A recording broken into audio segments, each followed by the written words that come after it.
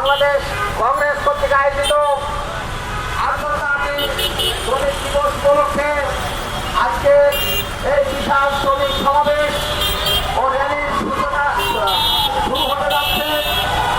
বাংলাদেশের আপামর জনসাধারণ, বেসামরিক নাগরিকবৃন্দ, সম্মানিত শ্রমিক ভাই এবং বোনেরা, অত্র এলাকাবাসী সবাইকে আমাদের আলোচনা সভায় যোগদানের জন্য আমন্ত্রণ জানাচ্ছি। বন্ধুরা,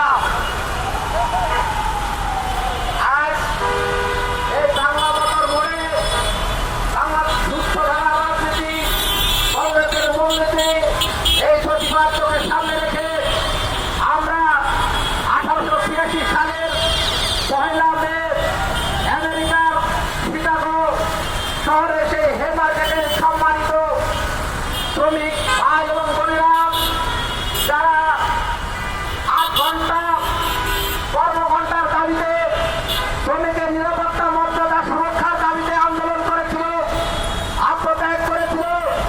আজকের আলোচনা সভার শুরুতেই সেই সব বীর শহীদদের প্রতি বাংলাদেশ কংগ্রেসের পক্ষ থেকে বিনম্র শ্রদ্ধা নিবেদন করছি।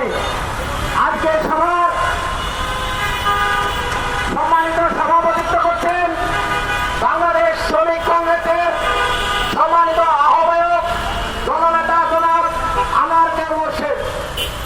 আমাদের মাঝে প্রধান অতিথি হিসেবে উপস্থিত আছেন বাংলাদেশ কংগ্রেসের কেন্দ্রীয় ভাইস চেয়ারম্যান নন্দিত জননেতা জনাব আব্দুল্লাহ মামুন।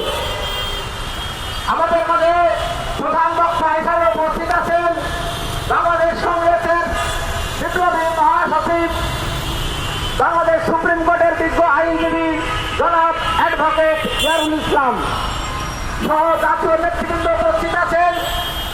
আজকের আলোচনা সভার শুরুতে শুভেচ্ছা বক্তব্য রাখছেন বাংলাদেশ